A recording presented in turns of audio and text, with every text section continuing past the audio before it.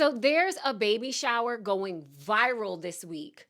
I came across videos of a couple who spent almost $10,000 and the baby shower did not come out the way that they wanted it to. So in this video, we are going to talk about it. I want to give you 3 questions that I immediately asked myself after seeing those videos.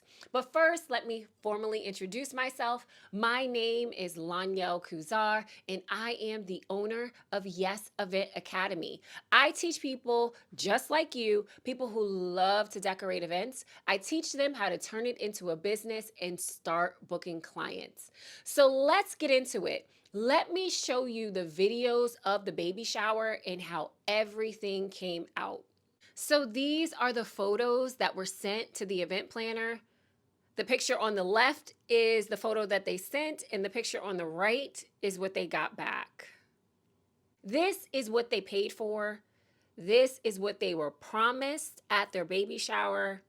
And now this is what they saw when they first walked into the baby shower. This was the entryway.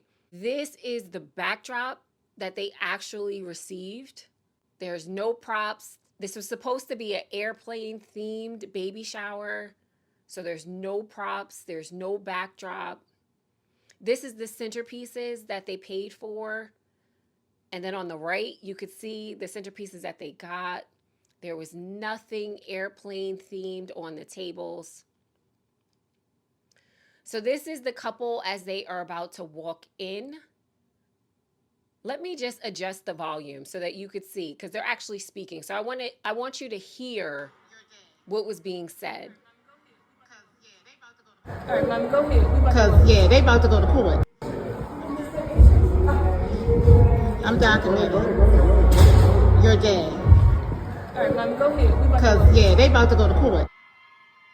This is the couple as they're coming into the baby shower, trying to act fake happy, as they say. As you can see, he's trying to console her because you can see that she's probably blinking back tears.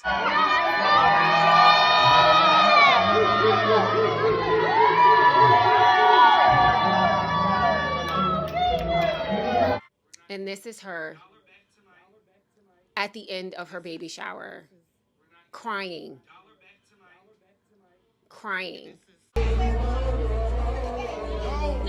not doing that. We're not doing that. We're not doing that. We're not doing that. It gotta go. It gotta go. It gotta go. Because I'm not. At some point in the middle of their event, somebody tried to bring in some decorations that were still being painted on the way into the event. So yeah, that was the event, but let me show you this picture. So the event was supposed to start at 4. The baby shower was from 4 to 8. When they walked in the baby shower at 4:20, this is what they saw. There was no backdrop, no nothing, just balloons and drapes. And as you can see, they were promised a customized balloon backdrop. A customized balloon backdrop, okay? Now, I want to be fair. Let me read to you what the event planner said. So she says, to my clients, community, and those who have supported my work over the years, I want to personally address the recent shower that has sparked conversation. First and foremost, I take full accountability for the shortcomings in the execution of this event. This family has trusted me before, including with their gender reveal, and because of that history, I completely understand their disappointment. They know the level of excellence I strive to provide, and this time, that experience did not meet that standard. Their feelings are valid. While that failure was outside of my control, the responsibility for the overall experience still rests with me. In that moment, I did everything within my reach to pivot and execute the event. However, it's clear that what was presented did not fully align with the vision we created together. This shower was heavily centered around custom print elements, a major component in today's personalized event designs. Without those key details, the overall aesthetic was significantly impacted. This is not shared as an excuse, but as context for how the vision was affected. I deeply regret that this was their experience. For over 20 years, I have poured my heart into creating meaningful, beautiful celebrations for families. I don't take that lightly, the trust that people place in me during their most important moments. I remain committed to making this right and continuing to serve my community with excellence, integrity, and care. Thank you to those who have reached out with support and grace. So since the event planner mentioned the gender reveal, right? In her statement, she said that she actually decorated the gender reveal before this baby shower. I want to show that to you.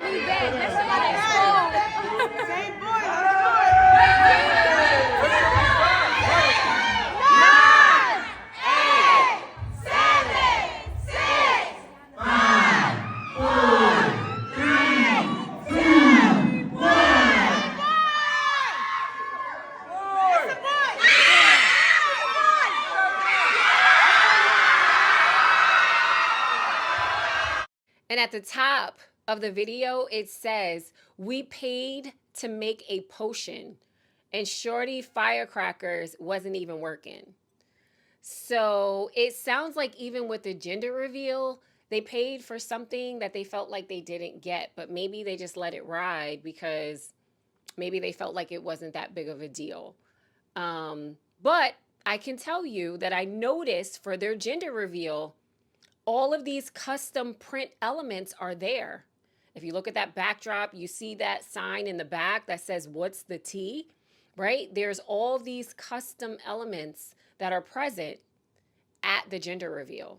So yeah, this is really unfortunate. But when I seen that video, I had 3 questions. Immediately, 3 questions came to my mind. The first question was, who was responsible for those custom print elements? This baby shower was completely custom. The theme was an airline theme. So in order to execute that airline theme, it looks like they agreed on a custom backdrop, a custom foam board backdrop that had to be printed out. They also agreed on large prints that were supposed to be in the entryway. It also looks like there were supposed to be some custom prints that were on the tables and the centerpieces. So the question was, who was responsible for those prints? Now it's starting to come out that unfortunately the person who was responsible for printing out all those custom elements, they just didn't show up. So now the event planner is trying to pursue legal action with him because he didn't show up. Whenever you have an event where you're depending on these custom print elements, so if you're working with a print shop for them to print out things for you, that stuff needs to be ordered a month before the event. And here's the reason why. These print shops have backlogs. It's not like Walmart where you can just walk in there and say, hey, can I get my stuff printed in an hour? No, it does not work like that. Also, you need to have a backup plan. You absolutely need to have a backup plan. And let me tell you why. So I decorated for a space-themed baby shower a few years ago. And with that theme, we heavily depended on print elements. So I put these little astronauts in the centerpieces, and then also in front of the backdrop, I had an astronaut. I had these planets that were on the backdrop. I heavily depended on custom prints.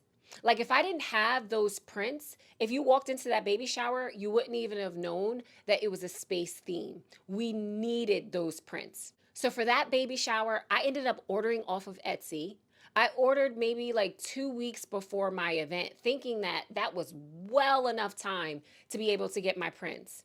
I tracked it every single day. I was looking at my order and I noticed that it was not shipping at all. Like, I'm like, okay, this order is not moving. So the Monday before my event, so the baby shower was on Saturday.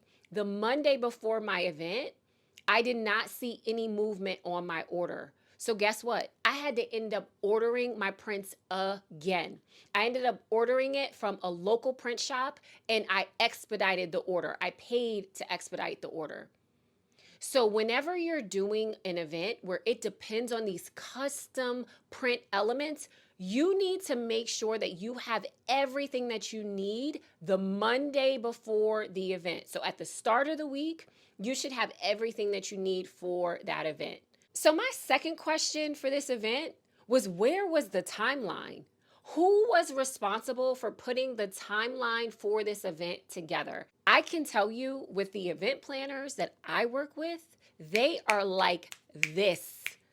When it comes to that timeline, they are like this. And they don't start managing that timeline on the day of the event. They start managing that timeline the week of the event.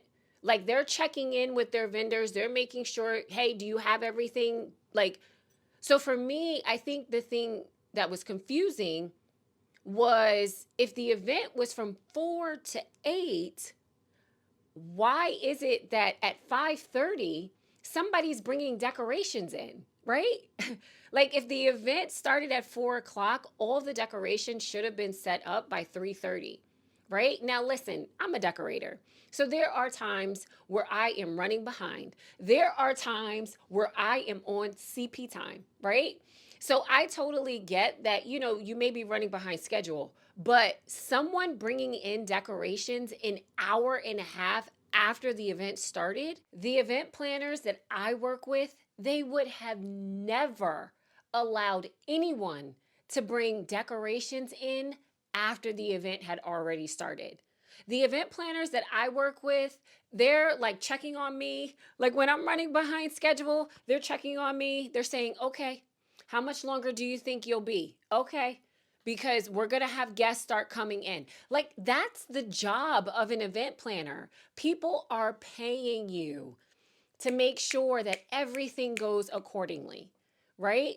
So one of the questions I was wondering was, where was the event planner with the timeline? And we're not even going to talk about someone coming into the event painting a prop as they're coming in. Whenever I paint my backdrops, my pedestals, my stand, my signs, anything, everything gets painted the night before the event. Always, always paint the night before the event. And I always paint off-site. Off-site. I do not paint at my client's event. Another question that I had, my third question that I had for this event, was, where was the communication? What happened with the communication? There had to be a breakdown of communication. How did the client just show up to something completely different than they paid for? So for me, when it comes to my events, whenever I realize that something is going drastically wrong, like one time I was setting up an event for my clients, and we were setting up at an event venue where that event venue did not have any tables or chairs. I was supposed to put all the decorations on the tables and chairs, but another company was supposed to be delivering the tables and chairs. So I'm waiting and I'm waiting and I'm waiting. And eventually I had to tell my client, like, the tables and chairs are not here. Like, I can't do anything until these tables and chairs get here. Like, the tables and chairs were running so late. This other vendor was running so late that we were getting to the time when the event was about to start. So eventually I had to tell my client, like, listen, there's an issue with this vendor. The last thing that I wanted for my client is for her to come into the room and nothing was there, right? Or to have my client's guest come in the room and nothing was there, right? So for me, I'm like, what happened to the communication? Why did this couple come into this baby shower with it looking like that? So here's the thing. Whenever you realize that the plan goes completely to the left and you may not be able to deliver what the client paid you for, that's when you initiate a phone call with a client. Immediately. Hey, this is what's going on, right? The last thing that you want is for your client to come in and see the event in a way that doesn't represent your brand or doesn't represent your work or it doesn't represent the vision that they paid for. And let me tell you from personal experience. So I had a cousin that got married in Vegas. So she got married outdoors. It was this really beautiful ceremony. And then the reception was supposed to be at this other hotel. And the reception was supposed to be on the balcony. So I don't know what was going on with the balcony on that day, but they ended up moving the reception inside. They did not call my cousin. They did not consult my cousin. They did not ask my cousin. They just decided to move her reception inside. So when we showed up at that hotel and she seen that the reception was no longer on the balcony, she started crying. She was upset. She started crying. And her husband, right, because she had just gotten married, her husband was furious because the last thing that he wants to see is tears on his bride's face. They had just gotten married and now she's crying. So he was furious. He was upset. Now, they ended up letting us go out on the balcony to do a champagne toast later, but it was a big deal. It was a big deal. And that's the same thing with this event. If you have a couple coming in, they are so excited to celebrate their baby shower and the mom to be is up here crying, that is not the experience that you want to have. Whenever there's an emergency with an event and you realize that you cannot execute what the client is looking for, that is when you have to initiate a conversation with the client because the plan B has to be agreed upon with the client. It should be the client's call to say, okay, this is what we can do.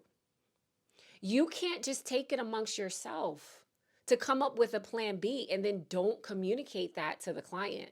They're the ones paying you. They have to agree to whatever it is that you're doing. This to me is just heartbreaking on all levels for the couple and for the event planner, also for the event decorating industry, because we fight very hard to get paid in this industry. I feel like we are constantly having to justify our costs, right? We're constantly having to justify, why should you pay me this amount for decorations? So something like this, makes it harder for people to trust us. But also, I want to say this, as new people who are coming into the event decorating industry, it is a big responsibility to decorate for someone's event. It's not just about providing balloons, right? So you're not just creating a balloon backdrop. You're not just creating a floral centerpiece, right? You're not just printing out something for an event. Like, it's not about the decorations themselves. It's about the experience. It's about the memories, right? It's about the moments that you are creating. Anytime you are providing decorations for a client's event, you are contributing to that experience that they're having. So it's not something to take lightly. But I would love to know what you think. I know everybody's going to have some strong opinions on this. Leave your comments below. I would love to hear what you think. Well, who's wrong? What do you think should happen? What do you think shouldn't have happened? Let me know. And if you're interested in starting your own event decorating business, I think this experience shows that you should take some classes. So if you are interested in starting your own business and working with me this year, make sure you check the link below. I'll leave it in the comments. Thank you so much for watching, and I'll see you in my next video.